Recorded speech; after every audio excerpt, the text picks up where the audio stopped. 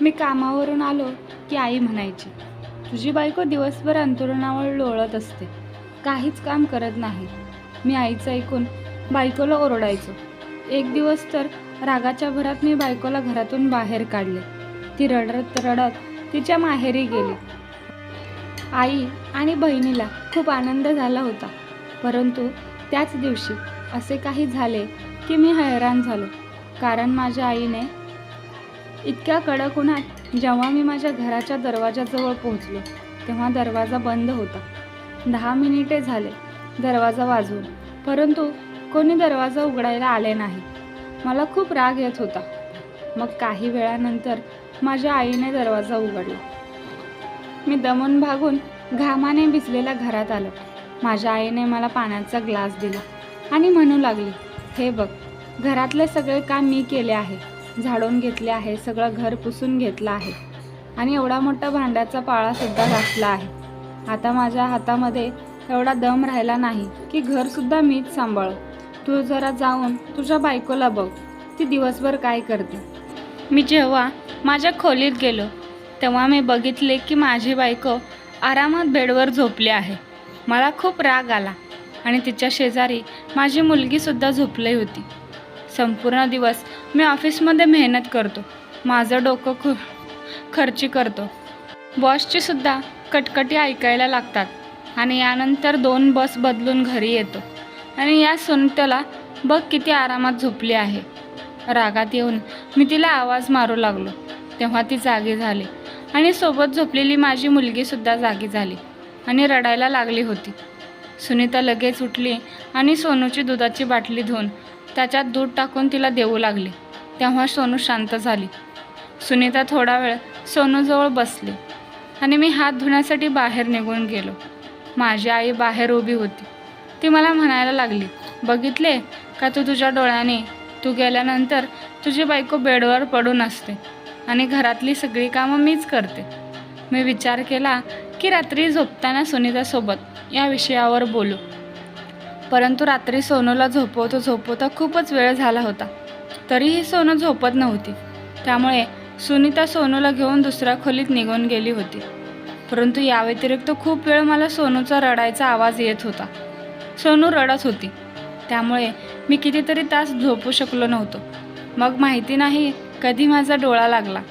दुसऱ्या दिवशी कमी झोप झाल्यामुळे माझं डोकं खूप दुखू लागलं होतं. माहिती नाही सुनीता किती वेळ झोपली नसेल. असो, मी माझ्या खोलीत जायला निघालो तर माझ्या आईने पुन्हा मला मागून आवाज दिला. म्हणाली, तुला चहा पाणी हवा की नाही हे विचारायला तुझ्या बायकोला सांग जरा. जेव्हा बघावं तेव्हा बेडवर लोळत पडलेले असते. सोनूचं कारण पुढं केलं आहे आणि स्वतःच झोपा काढत असते. आईचं ऐकून मला सुनीताचा खूप राग आला. मी जेव्हा माझ्या खोलीत गेलो तेव्हा सुनीता पुन्हा झोपली होती. मी तिला रागात आवाज दिला. तिला म्हणालो, शेवटी तू घरात काय करते, काय असते? जेव्हा बघावं तेव्हा झोपा काढत असते. माझ्या या बोलण्यामुळे ती मला हैराण होऊन बघू लागली. ती रडायला लागली आणि म्हणू लागली, माझं आज डोकं खूप दुखत आहे हो. मग मी रागात माझ्या बायकोला बघितले आणि खोलीच्या बाहेर निघून गेलो. मी माझ्या आईच्या खोलीत गेलो. आज तर माझी बहीणसुद्धा आली होती. मला बघून ती बडबड करायला लागली. म्हणू लागली, तुला तर तुझ्या आईची थोडीसुद्धा काळजी नाही. तू फक्त तुझ्या बायकोची काळजी घे. मी जेव्हा येते तेव्हा तुझ्या बायकोला आराम करतानाच पाहिले आहे. घरात ती करते तरी काय? मी शांत बसलो. थोडा वेळ बसल्यानंतर मी किचनमध्ये गेलो तेव्हा माझी बायको सुनीता तिथे होती. माझ्या आईला बीपीचा त्रास होता म्हणून माझ्यासाठी वेगळे आणि आईसाठी कमी तेलातले आणि कमी मिठाचे जेवण ती बनवत होती. कधीकधी सुनीता बिझी असताना आई तिच्यासाठी थोडंफार जेवण बनवत असायची. रात्री पुन्हा सोनूच्या पोटात दुखू लागलं होतं. ती खूप रडू लागली होती. जेव्हा मी गाढ झोपेत होतो तेव्हा तिच्या रडण्याचा आवाज आला. मी रागाच्या भरात सुनीताकडे पाहिलं आणि तिला म्हणायला लागलो, तू तर दिवसभर झोपा काढत असते, त्यामुळे तुझी झोप पूर्ण होते. मग माझी झोप का खराब करतेस? तिला घेऊन दुसऱ्या खोलीत निघून जा. सुनीता गुपचूप उठली आणि सोनूला घेऊन दुसऱ्या खोलीत निघून गेली. मग मी आरामात झोपलो. दुसऱ्या दिवशी मी ऑफिसला गेलो होतो. तिथे संपूर्ण दिवस मी खूप टेन्शनमध्ये होतो. एकतर झोप पूर्ण झाली नव्हती. माझ्यासाठी मी चहाचा कप मागवला आणि चहा पिऊ लागलो. बॉसने सुद्धा आज खूप काम दिले होते. मी चहासोबत एक पेन किलरसुद्धा घेतली. सकाळी जेव्हा घरातून निघालो तेव्हा सुनीताने टिफिन दिला होता. चहा पिल्यानंतर 1 तासाने मी लंच केला आणि मग ऑफिसमध्ये राहिलेले काम पूर्ण करू लागलो. 3 वाजता ऑफिस सुटायचे, परंतु माझे काम अजूनही पूर्ण झाले नव्हते. कारण आज माझी तब्येत खूपच खराब झाली होती. माझी खूप चिडचिड होत होती. एकतर सोनूने खूप त्रास दिला होता आणि दीदीची 2 मुलेसुद्धा आली होती. असो, 4 वाजेपर्यंत मी माझे काम पूर्ण केले आणि त्यावेळी माझी बससुद्धा निघून गेली होती. खूप वेळ मी दुसऱ्या बसची वाट बघत होतो. यानंतर माझी बस आली आणि मी त्याच्यात बसलो. बाहेर ऊन खूप होते, त्यामुळे गरम होत होते. मी घरी आलो तेव्हा सुनीता खोलीतच होती आणि सोनूला झोपवले होते. मी रागात तिला बघितले आणि म्हणालो की तू आत्ता झोपेतून उठली आहेस. परंतु ती म्हणू लागली, नाही, सोनूची तब्येत खूप खराब होती. तिला औषध देऊन आत्ताच झोपवले आहे. तिच्या पोटात खूप दुखत होतं. सुनीता उठली आणि मला पाणी घेऊन आली. मी तिला चहा बनवायला सांगितलं. सुनीता चहा बनवायला किचनमध्ये गेली तेव्हा माझी आई खोलीत येऊन बसली. मी माझ्या आईला तिची हालचाल विचारले तर ती म्हणू लागली, संदीप, तुझी बायको आत्ता उठली आहे, काहीच काम करत नाही. सगळं काम मलाच करावं लागतं. सोनूचं कारण देते आणि बघावं तेव्हा झोपा काढत असते. या वयात आता मी घर सांभाळू का? आईचं बोलणं ऐकून मला सुनीताचा खूप राग आला. मी ताडकन उठलो आणि किचनमध्ये गेलो जिथे सुनीता होती. मी तिच्यावर खूप ओरडायला लागलो. म्हणालो, आत्ताच्या आत्ता चालती हो माझ्या घरातून. तू तुझ्या बापाच्या घरी निघून जा. इथे तू करतेस काय? सगळं तर आईच करते. तुला फुकटचं खायला आणलं आहे का लग्न करून? निघून जा इथून. मला तुझी काहीच गरज नाही. माझ्या अशा प्रकारच्या बोलण्यामुळे सुनीता मला हैराण होऊन बघू लागली आणि काळजीत पडली. म्हणायला लागले, अहो संदीप, झालं काय आहे तुम्हाला? तुम्ही मला इतके का ओरडत आहात? माझी काय चुकी झाली? ती एवढं बोलत असतानाही मी तिच्याकडे रागाने बघत होतो आणि तिला म्हणालो, माणूस कशासाठी लग्न करतो? त्याच्या बायकोने त्याचं घर सांभाळावं म्हणून ना, त्याच्या मुलांना सांभाळावं, काळजी घ्यावी म्हणून ना. माझी आई एवढी म्हातारी झाली आहे आणि या वयात ती घरातलं काम करताना चांगलं वाटतं का? तुला माझ्या आईची तब्येतीची थोडीसुद्धा काळजी वाटत नाही का? एकतर तिची तब्येत सारखी बिघडलेली असते. सुनीता माझ्याकडे खूप आश्चर्याने बघत होती आणि म्हणू लागली, नाही संदीप, घरातली सगळं कामं मी स्वतः करते आणि सगळं काम केल्यानंतरच माझ्या खोलीत जाऊन आराम करते. रात्रभर सोनू मला झोपू देत नाही म्हणून मी खोलीत आराम करत असते, पण सगळं काम करूनच. सुनीता एवढं बोलूनसुद्धा मी एकाच गोष्टीवर ठाम होतो, नाही, मी स्वतः काल माझ्या डोळ्यांनी बघितलं आहे. तू दिवसभर काय करत असतेस? जेव्हा मी ऑफिसवरून घरी येतो तेव्हा तू झोपलेली असतेस. सुनीता शांत बसली होती, काहीच बोलली नाही. त्यामुळे मला खूप राग आला होता. मी तिला रागातच म्हणालो, आत्ताच्या आत्ता माझ्या घरातून चालती हो आणि तुझ्या बापाच्या घरी जा. जेवढा आराम करायचे तिथे जाऊन कर. सुनीता काहीच बोलली नाही आणि तिच्या भावाला फोन केला. काही वेळातच तिचा भाऊ तिला न्यायला आला. तिने स्वतःच्या आणि सोनूचे सामान पॅक केले. जेव्हा मी बघितले की ती सोनूचे सुद्धा सामान पॅक करत आहे तेव्हा मला खूप राग आला. मी सोनूचे सगळे सामान तिच्या बॅगेतून काढून टाकले आणि तिला ओरडलो की तुला जायचे असेल तर जा, पण माझ्या मुलीला तुझ्यासोबत न्यायचे नाही. मी तिला पाठवणार नाही. सुनीता खूपच रडत होती आणि हट्ट करत होती, सोनू माझ्याशिवाय राहणार नाही, तुम्ही तिला कसं काय सांभाळणार? मी तिला म्हणालो, तू घरात फक्त एकच काम तर करते. तुला फक्त सोनूला सांभाळायचे असते आणि घरातली सगळी कामं माझी आई करते. मग माझी आई सोनूला पण सांभाळेल आणि ऑफिसवरून आल्यानंतर मी सांभाळेल. त्यामुळे तुला काळजी करायची काहीच गरज नाही. सुनीताचा भाऊ बाहेर गाडीत बसून हॉर्न देत होता. सुनीताच्या माहेरची लोक खात्यापित्या घरचे होते. त्यांची परिस्थिती खूपच चांगली होती. परिस्थिती तर आमचीसुद्धा ठीक होती. आमच्याकडे फक्त बाईक होती आणि ऑफिस दूर असल्यामुळे मी बसने जात होतो आणि एकतर गरमीमुळे बाईकचा वापरसुद्धा कमी करत होतो. थोडा रस्ता सुनसान होता, त्यामुळे बसमध्ये भीती कमी वाटत होती. असो, सारखा सारखा हॉर्न वाजल्यामुळे सुनीताने आपले सामान उचलले आणि बाहेर निघून गेली. जेव्हा ती सोनूला उचलायला लागली तेव्हा मी सोनूला तिच्याकडून हिसकावून घेतले आणि तिला बाहेरच्या बाजूला धक्का दिला. सुनीता पडता पडता वाचली. ती रडत रडत तिच्या भावाच्या गाडीत जाऊन बसली. तिचा भाऊ गाडीतून खाली उतरला. कदाचित आपल्या भाचीला तो माझ्याकडून घ्यायला आला होता. तो माझ्याकडे चालत येतच होता की सुनीताने त्याला नकार दिला आणि दोघेही मग गाडीत शांतपणे बसले आणि तो त्याच्या बहिणीला घेऊन निघून गेला.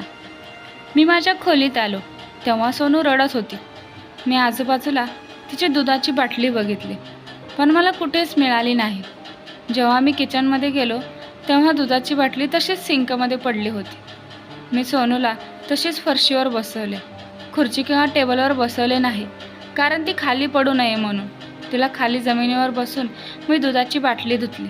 फ्रीजमधून दूध काढले आणि गरम केले आणि सोनूला बाटलीमध्ये टाकून दिले. मग मी तिला घेऊन खोलीत आलो. खूप वेळ झाल्यानंतर मी विचार केला की आता खाण्याचे सुद्धा बघितले पाहिजे. मी तसाच आईच्या खोलीत गेलो आणि आईला विचारलं की खायला काय करायचे आहे. आई बोलू लागली, तुझ्या बायकोने स्वयंपाक केला नाही का? तेव्हा मी आईला म्हणालो, नाही आई, ती तर निघून गेली. मी तिला घरातून बाहेर काढले आहे. हे ऐकल्यानंतर आई माझ्याकडे आश्चर्याने बघू लागली आणि म्हणाली, संदीप बाळा, आज तर माझी तब्येत खूपच खराब आहे. मग मी माझ्या दीदीकडे पाहिले तेव्हा ती बेडवर झोपली होती आणि मोबाईल बघत होती. मी तिला काहीच म्हणालो नाही. हाच विचार केला की दीदी तिच्या घरातील सगळी कामे करते, 2 मुलं सांभाळते. घरसुद्धा तिचे वेगळे आहे. इथे माहेरी येते तर थोडा आराम मिळते. त्यामुळे तिला मी काहीच म्हणालो नाही. मी किचनमध्ये गेलो. किचनमध्ये मी बघितले की भाजी बनवलेलीच होती. याचा अर्थ सुनीताने भाजी बनवलेली होती. जेव्हा मी ऑफिसवरून यायचो तेव्हा तिची भाजी झालेली असायची. मग त्यानंतर मी बघितले की सिंकमध्ये काही भांडी पडलेली होती. मी विचार केला की अन्न कसे धुवायचे. आईची तब्येत तर खराब आहे त्यामुळे मी स्वतः त्यांना घासायला सुरुवात केली. थोडीच भांडी होती त्यामुळे लवकर धुवून झाली. जेव्हा मी त्यांना मांडणीला लावायला लागलो तेव्हा मला सोनूच्या रडण्याचा आवाज आला. मी धावत खोलीत गेलो. सोनूने आपली दुधाची बाटली संपवली होती. ती खूपच जास्त रडत होती. मी तिच्याजवळ गेलो आणि तिला उचलले. जसे मी तिला उचलले मला माझ्या हातावर ओलावा जाणवला. मी बघितले तर सोनूने सुशी केली होती. आता हे तर काम आईनेच केले नसते. मी पटकन सोनूची पॅन्ट चेंज केली आणि खूप वाईट मनाने तिची शी धुतली. एवढेच नाही तर मला उलटीसुद्धा यायला लागली होती, परंतु मला हे काम करावेच लागणार होते. शी धुतल्यानंतर मी सोनूचे कपडे चेंज केले. कपडे चेंज केल्यानंतर तिला मी पाळण्यात टाकले आणि ती सुखाने झोपली. कदाचित सुशी केल्यामुळे ती रडत होती. मी बेडवरून सर्व सामान उचलले आणि बाहेर फेकून दिले. जेव्हा बेडशीटला बघितले ते सुद्धा घाण झाले होते. मी ते बेडशीट काढले आणि कपाटातून धुतलेले बेडशीट बाहेर काढून बेडवर टाकले. मग बाथरूममध्ये जाऊन सोनूचे कपडे आणि बेडशीट धुवून टाकले. आता मी बाथरूममध्ये धुतच होतो की सोनूचा पुन्हा रडण्याचा आवाज आला. मी धावत खोलीत आलो कारण मी विचार करत होतो की ती पाळण्यातून खाली पडू नये, कारण तिला अजून पाळण्यातून खाली उतरता येत नव्हते.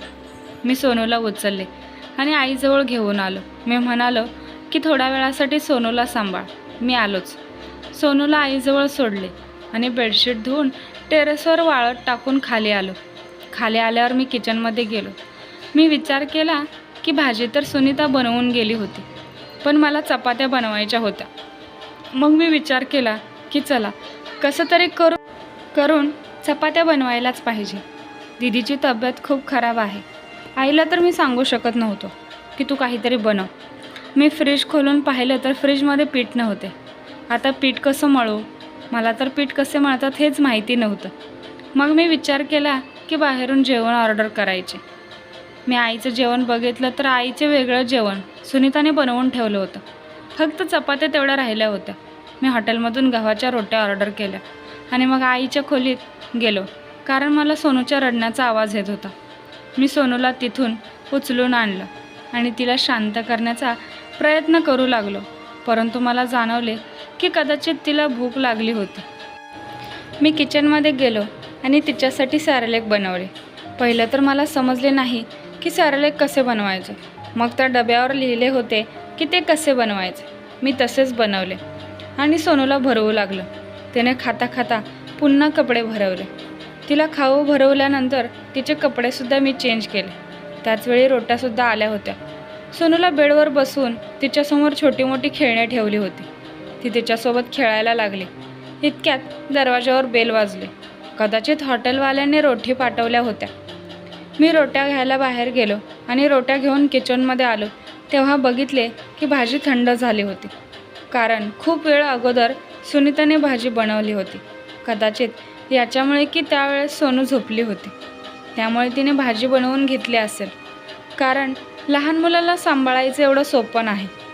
मागच्या या 3 तासात मला हे जाणवलं होतं. मी आईजवळ गेलो आणि आईला म्हणालो, आई तेवढी भाजी गरम करून घे ना. परंतु आईने लगेच उत्तर दिले की नाही संदीप बाळा, मला तर चालायची सुद्धा हिंमत होत नाही. मी किचनमध्ये आलो आणि माझ्या आईने आईची भाजी गरम केली. आईचे जेवणाचे ताट केले आणि तिला खोलीत देऊन आलो. मी माझे जेवण माझ्या खोलीत घेऊन आलो. सोनू अजूनपर्यंत तिच्या खेळण्यांसोबत खेळत होती. मी लवकरात लवकर मोठमोठे घास तोडून खाऊ लागलो. हाच विचार केला की जर सोनूने रडायला सुरुवात केली तर भाजी आणि रोटी थंड होऊन जाईल. त्यामुळे लवकरात लवकर जेवण संपवले. आता जेवण झाले की सोनूने पुन्हा रडायला सुरुवात केली. मग मी सोनूला उचलले आणि तिला कडेवर घेऊनच किचनमध्ये खरकटी भांडी ठेवू लागलो. कॉफी पिण्याचा खूपच मूड झाला होता. माझ्या लक्षात आले होते की यावेळेला जेवण झाल्यानंतर सुनीता मला कॉफी किंवा चहा बनवून देत होती. ती माझ्याजवळ यायची आणि म्हणायची, तुम्ही खूप थकले असाल, डोके चेपून देऊ का, पाय दाबून देऊ का. आणि ती माझं डोकं दाबायला सुरुवात करायची, तर कधी पाय दाबायची आणि मग मला सुख मिळायचे. मी किचनमध्ये आलो तर होतो, पण मी कॉफी बनवू शकत नव्हतो कारण माझ्याजवळ सोनू होती. मी पुन्हा माझ्या खोलीत आलो. सोनूला एक खेळणं खेळायला दिलं आणि पटकन किचनमध्ये येऊन तिची दुधाची बाटली धुतली. त्यामध्ये दूध टाकलं आणि ओव्हनमध्ये ठेवलं. फक्त 1 मिनिटातच दूध गरम झालं होतं. मी लगेच दुधाची बाटली घेऊन खोलीत आलो. तोपर्यंत सोनूच्या रडण्याचा आवाज येत होता.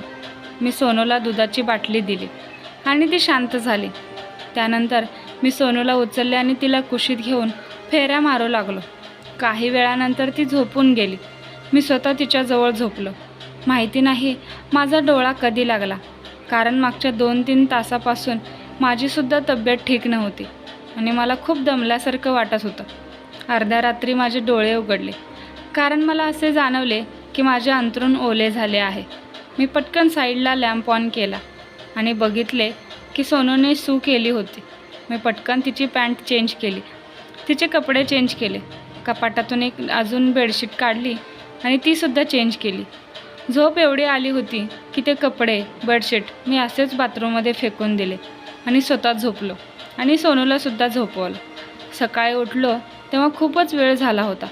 तोपर्यंत आईने नाश्ता केला होता, परंतु मी जेव्हा फ्रेश होऊन आलो तेव्हा आईने मला नाश्त्यासाठी विचारले नाही. माझ्या दीदीची मुलंसुद्धा अंगणात खेळत होती. दीदीनेसुद्धा मला नाश्त्यासाठी विचारले नाही. मग मी स्वतः किचनमध्ये आलो आणि फ्रीजमधून ब्रेड बटर काढले आणि गरम न करताच लवकर खायला सुरुवात केली.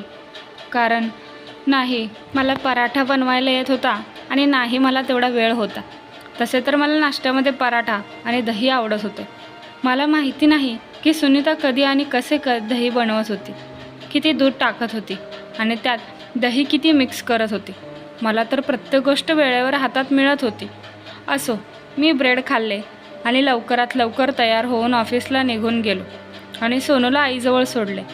संपूर्ण दिवस ऑफिसमध्ये बिझी राहिल्यानंतर जेव्हा मी घरी आलो तेव्हा मला लांबूनच सोनूच्या रडण्याचा आवाज येत होता. मी दरवाजा वाजवला तर आईने दरवाजा उघडला होता. सोनू हॉलमध्ये फरशीवर खाली बसून रडत होती. तिच्या आजूबाजूला खूप सारी खेळणी होती.